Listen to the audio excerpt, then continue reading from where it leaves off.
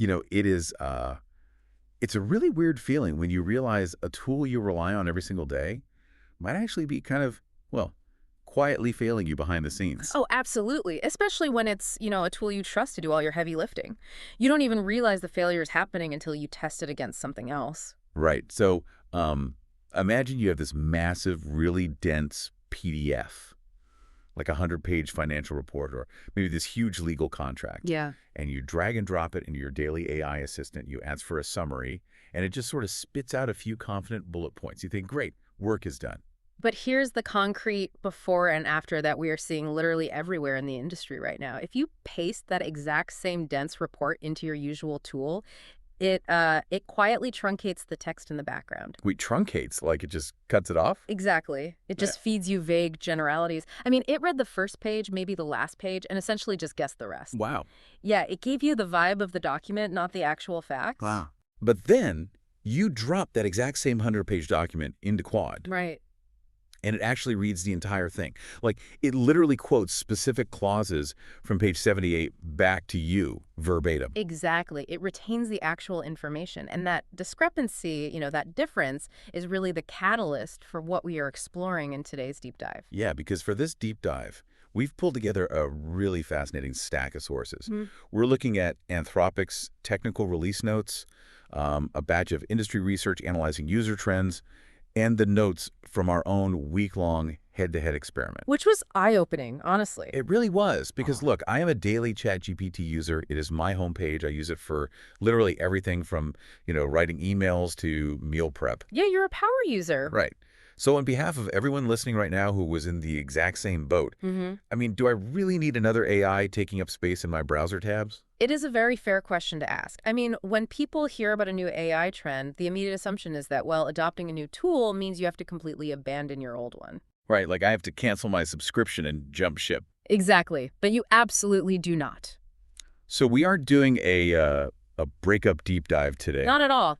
We are looking at an honest experiment to see why so many regular, everyday users, not just the tech influencers or developers, but regular people, are quietly adding Claude right next to their daily ChatGPT habit. Okay, pairing them. Right, pairing. But to understand why people are pairing them, we first need to look at what Claude actually is and, how it's built differently under the hood. Let's start right there. For anyone listening who hasn't used it, what exactly is Claude? So Claude is an AI assistant created by Anthropic, and Anthropic is one of the major AI research labs. It was actually founded by several former OpenAI researchers. Oh, interesting. Yeah, and you can try it right now for free at claude.ai. Okay, but what does the interface actually look like? Because the moment you say built differently under the hood, I immediately picture this incredibly complicated dashboard for developers with a massive learning curve. Yeah, that is a really common assumption, but there is absolutely nothing new to learn. Really? Seriously.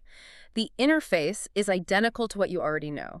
There's a simple prompt box at the bottom, a drop-down menu at the top to select different models. Like the different versions. Right, like their really fast Haiku 4.5 model or their powerful Opus 4.8. And then there's just a little paperclip button to attach your files. That's literally it. Oh, okay. So it's basically like going from driving a gas-powered car to an EV. Exactly. The steering wheel and the pedals are in the exact same place, so I immediately know how to drive it. Yeah. But like, what's happening under the hood to make the wheels turn is completely different. That is the perfect way to look at it. The surface level is identical, which totally removes the friction of trying it. But the engine, the actual architecture processing your prompts operates on different principles. Right. Which leads us to the first major reason users are opening that second tab, and that is the sheer volume of information you can feed into it. Okay, yeah, let's talk about that 100-page report again. Why is my usual tool quietly skimming it while Claude is, like, pulling quotes from page 78? Well, it all comes down to a technical constraint called the context window. The context window. Yeah. Think of a context window as the AI's active short-term memory.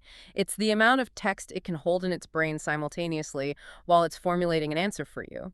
And Claude's context window can hold up to 1 million tokens at once. Okay, wait, just to put that into perspective for the listener, a token is roughly a syllable or a piece of a word, right? Spot on. So how much actual reading material is 1 million tokens? It's roughly equivalent to a pretty thick book, like about 750,000 words. Oh, wow. Yeah, you can paste an entire 100-page legal contract or just drag a whole folder of financial PDFs directly into Claude. But wait, if context windows are just about memory, why do other AIs quietly truncate long texts? Like, why don't they just read the whole thing too?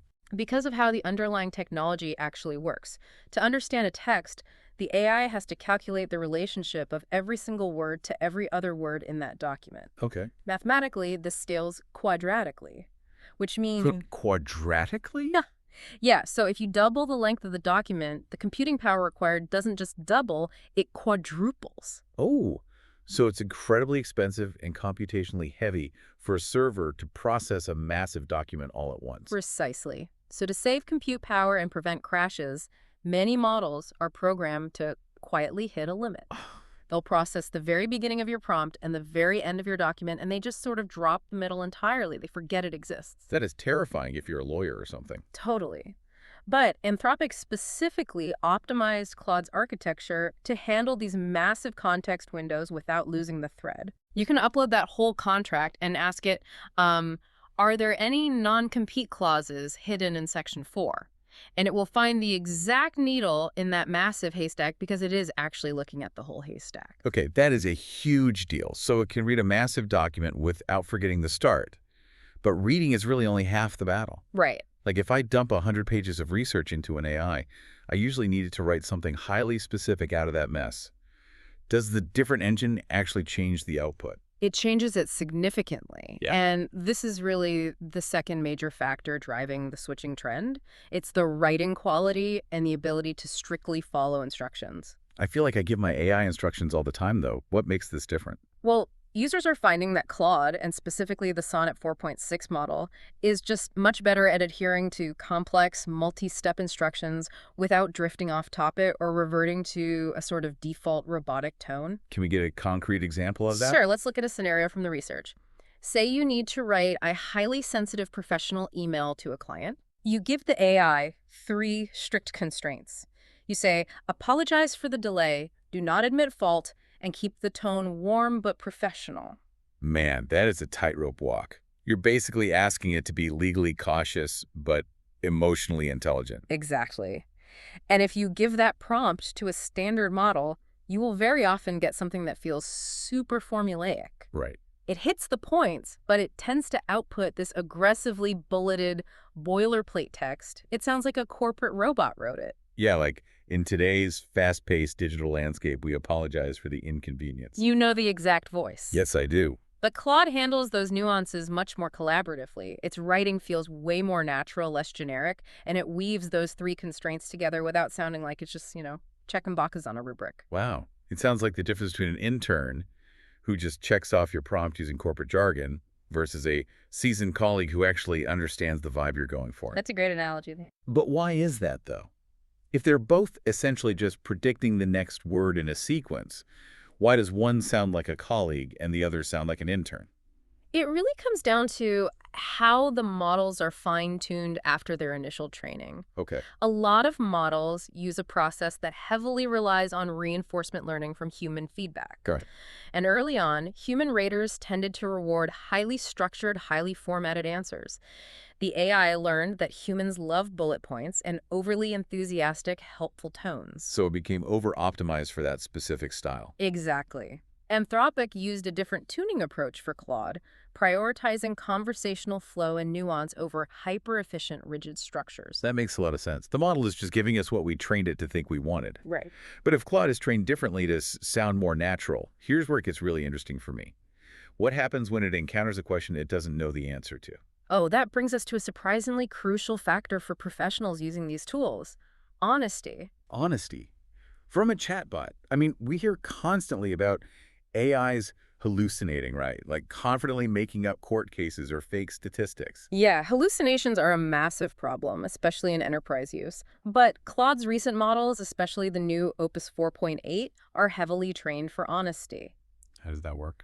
It means they are notably better at saying, I'm not sure, or the document you provided doesn't contain that information, instead of just confidently guessing. But how do they actually force the AI to be honest? Anthropic pioneered an approach they call constitutional AI. Wait, constitutional? Like it has a constitution? Exactly. Instead of just relying on human raters to tell the AI what's good or bad, which, as we just established, can lead to weird quirks like over-bulleting, they give the AI a set of core principles, a constitution.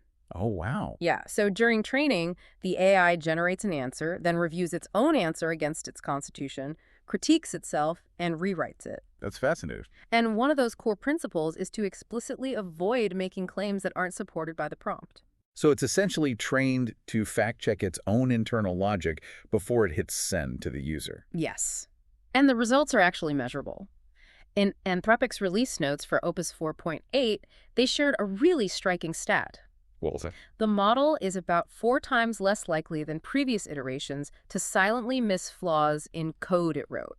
4 times. Yeah, it proactively flags uncertainties. Yeah. It will say, hey, here is the code, but I am uncertain about how this specific function will handle a massive spike in user traffic. Instead of just giving you a clean, confident answer that breaks your app. Exactly. I mean, if I'm using this for work, its killer feature is actually admitting its own blind spots.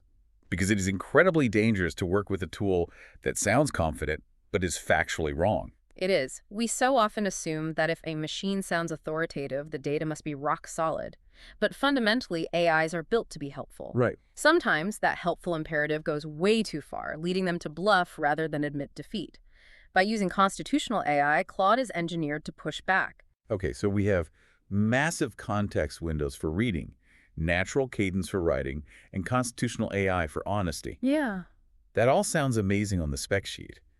But how does this actually play out in a real head-to-head matchup? Because to prepare for this deep dive, we didn't just read the release notes. No, we ran a real experiment. We sent identical prompts to both tools side by side for a full week to see how these underlying differences actually manifested in daily tasks. Right. We threw everything at them. A massive summary task, a nuanced writing task, Yeah. a creative brainstorm, and a complex coding question. Same exact words, pasted into both tabs. So what did we actually find? Well, the results were clear and they were split. Okay. Claude absolutely won the long document summaries for the exact computational reasons we just discussed. It didn't drop the middle of the text. Right. It also won the nuanced writing tasks. The tone was noticeably less robotic, Yeah. and it dominated the complex coding tasks. I want to pause on the coding part for a second because the sources mention Claude using agentic tools for coding. What does that actually mean in practice? So an agentic tool like Claude Code means the AI isn't just acting as a static chatbot that predicts text and then stops. It acts as an agent. Okay, so what does it do? If you ask it to build a web page, it writes the code, but then it can autonomously run that code in a sandbox environment, look at the error message it gets back, debug its own work, and rewrite the code before ever showing it to you. It loops. Wait, really? So instead of me acting as the middleman, copying the error code from my compiler, pasting it back into the chat and asking what went wrong, Yeah. the AI does that entire loop itself. Correct. It has a degree of autonomy to pursue the goal you set.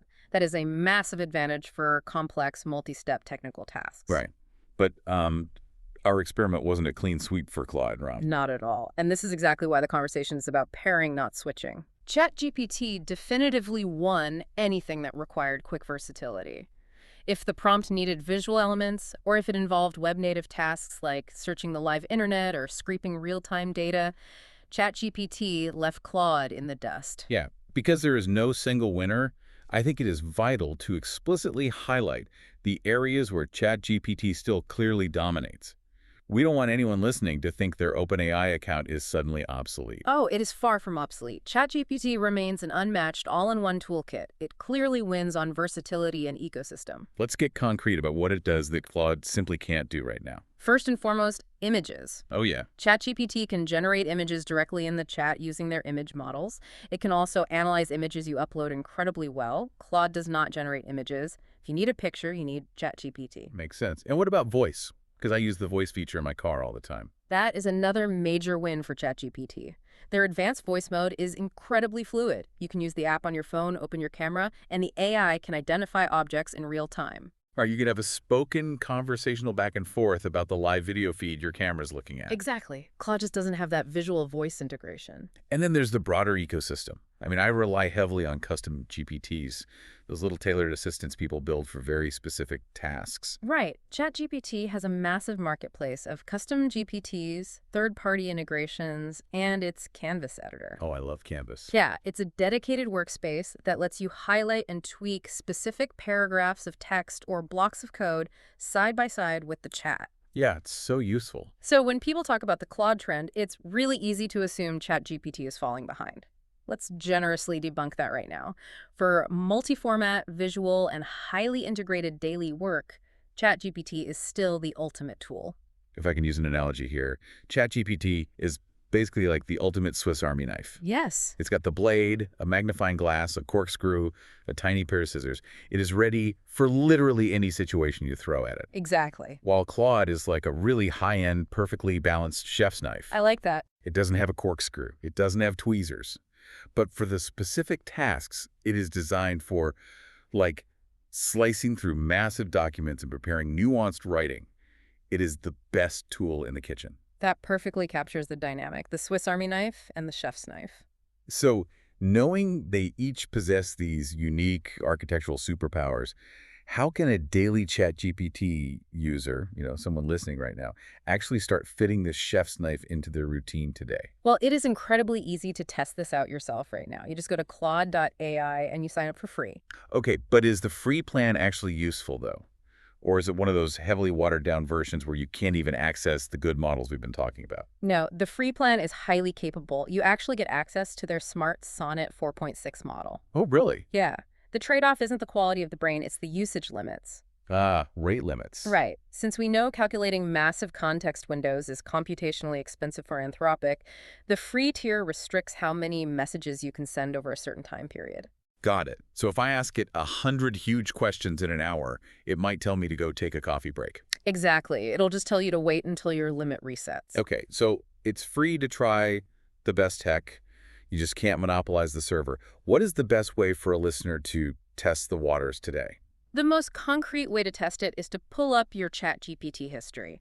Take the last 3 substantive questions or tasks you asked it, copy them, paste them into Claude, and just compare the answers side by side. Oh, that is a great stress test. It really is. And when you do that, pay attention to the little UX touches Anthropic has built in. Like what? For example, Claude has this really cool interactive follow-up question module.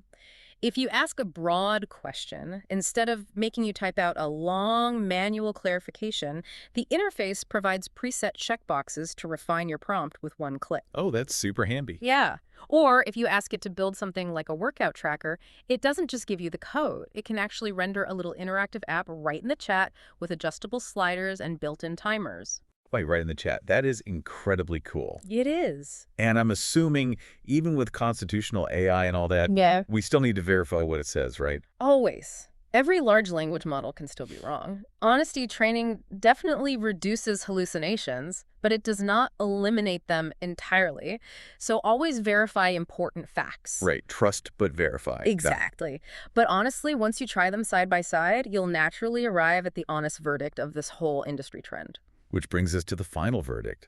We've looked at the quadratic math behind context windows, the natural cadence born from different training methods, the honesty of constitutional AI, and the unmatched multimodal versatility of ChatGPT. Yeah. So what is the bottom line for the listener's workflow? The bottom line is that thinking about this as switching is the wrong framework entirely. Pairing is the right one. You don't have to pick a team. Right. You don't have to commit your loyalty to one tech platform. Both free plans coexist perfectly in your browser. Okay. So here's a really simple rule of thumb to apply to your daily workflow going forward. Hit me. Send your long documents, your careful, sensitive writing tasks, and your deep coding reviews to Claude. Send your image generation requests, your Rust conversations, and your quick live internet searches to ChatGPT. And what if I just need to, brainstorm ideas for a kid's birthday party or a weekend itinerary? For a quick creative brainstorm, honestly, use whichever tab is open. They are both brilliant at standard reasoning tasks. So it's literally like having 2 smart colleagues down the hall. You go to one for deep, honest analysis of a dense contract, and you go to the other for quick, creative, visual ideas. Precisely. You don't fire one just because the other is exceptionally good at their specific job. Which brings us to a final challenge for you, the listener. Today, take one real, practical problem you would normally drop into ChatGPT. Submit it to both tools. Yeah, test it. Compare the answers side by side. Let your own specific use case and the actual output decide which one works best, rather than just following the internet hype. Test the architecture yourself. See which model's training actually fits the task at hand. Because if you connect this to the bigger picture of where this technology is heading, if AI models are becoming increasingly specialized, with one excelling at honesty and massive text reasoning, and another at creative versatility and visual integrations, Right. what happens to our roles? The ultimate career skill isn't just going to be knowing how to prompt an AI. The real skill will be acting as a manager who knows which AI to hire for the specific job. That is a fascinating shift in perspective, moving from a prompt engineer to an AI manager. So next time you have a massive 100-page document, don't just settle for the invisible failure. Open a new tab and see what the other colleague down the hall has to say.